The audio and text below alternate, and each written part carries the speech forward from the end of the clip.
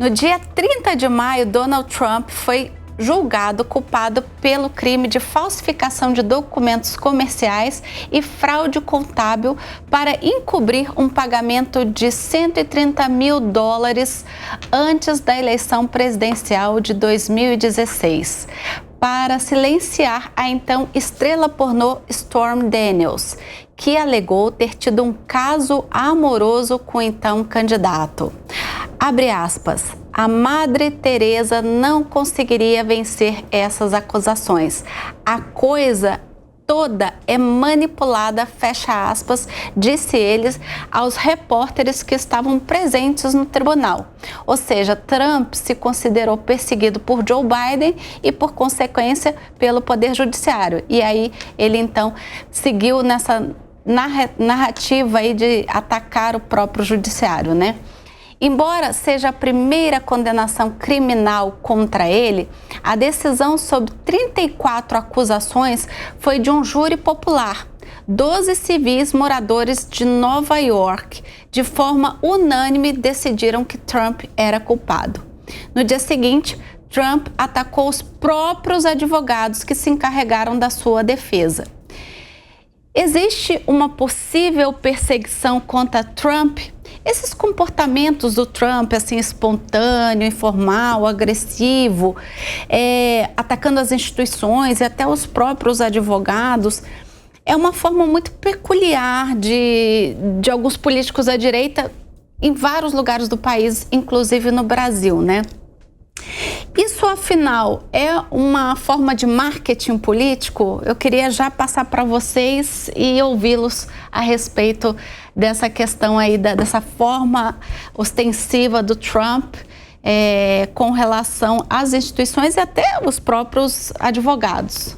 Isso aí, para mim, eu acho que é uma questão de estilo neopopulista, né? Um novo tipo de populismo, uma característica dele e de outros, mas o ponto é que ele consegue chamar atenção e ele mantém ainda uma alta popularidade, ele está aí com grandes chances de ser novamente eleito. Então acho que essas características, essa forma como ele se comunica, o ajudam a se blindar dessas acusações e, nesse caso, até de uma condenação. E tem uns outros aspectos que eu acho que também são interessantes, é de que ele mantém esse estilo já há um bom tempo. De novidade, há alguns anos atrás, há 7, 8 anos atrás, quando ele foi eleito, né, porque era improvável que ele seria candidato republicano, e depois ele, superado isso, ainda foi eleito, e ele mantém essa narrativa, mantém esse discurso que o fez ter muitos votos na eleição passada, tanto é que imaginava-se que Joe Biden teria uma vitória muito mais forte, muito mais expressiva, e agora ele se mantém aí no páreo como um candidato forte. Então acho que esse novo populismo, esse estilo dele, tem tudo a ver com esse momento, com a forma como ele conduz e traz votos. Inclusive ele ganhou mais popularidade, ou seja, mais adeptos à campanha dele, depois desse julgamento onde ele saiu aí acusado de ter aí feito uma fraude contábil. Qual é a mágica? Por que isso acontece, Cássio Kawaguchi? Eu acho que é um crime que não vai tirar ele das eleições. Ele tem outras acusações, que essa sim, como por exemplo a invasão do Capitólio, isso poderia prejudicar ele e impedir ele eventualmente de concorrer às eleições americanas. Só que esses outros casos não vão ser julgados até acontecer a eleição americana.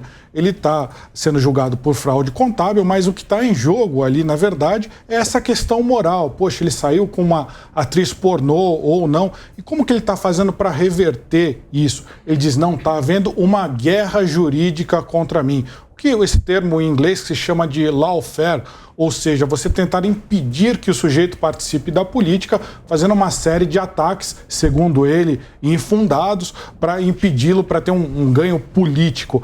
E aí ele acaba sendo beneficiado, porque ele vende isso para os seus apoiadores, principalmente para a direita, falando, olha, eu sou uma grande vítima, então esse crime que estão me alegando, que eu cometi, não prejudica vocês, a sociedade, é mais uma questão moral do que qualquer outra coisa e mais uma questão política. Então ele consegue reverter isso e já há indícios de que ele teve ganhos aí eleitorais até por conta disso, né? Você. Elaine, Há uma metodologia, acho que o Manuel foi muito bem nas ponderações dele, há uma metodologia, não à toa, o Trump não é o único a usar essa estratégia. A gente tem o Milei, teve em certa medida o Bolsonaro no Brasil, o Zelensky, quando foi eleito na Ucrânia, também fez uso dessas estratégias. E verdade seja dita, são estratégias muito bem pensadas.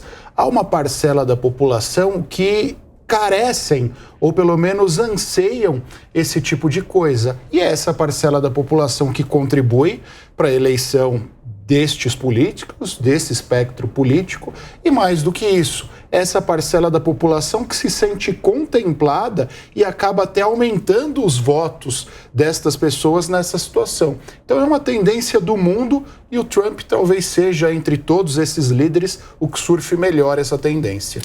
O que a gente percebe nessa narrativa, né, desse estilo político, são são dois pilares. Eu queria ver se vocês concordam comigo. Um é de que eles estão sempre sendo perseguidos, né? E, portanto, eles são, de certa forma, vítimas. E um outro pilar é: o Estado não funciona, o Estado é fraco, o Estado precisa de mim. Estou errada, Fabrício? Não, acho que não, Elaine. As acusações contra o Trump, elas são legítimas. O caso da fraude contábil, ele é inegável. De fato, houve uma fraude contábil. Mas o discurso do Trump de que ele é um perseguido político funciona. Isso é uma marca do populismo, que é uma característica muito forte dele. Acho que a gente fala aqui, inegavelmente, o principal líder populista dos Estados Unidos nas últimas décadas. É difícil a gente pensar em uma outra figura dentro da política americana que tenha movimentado tantas pessoas em torno de um nome específico como o próprio Trump.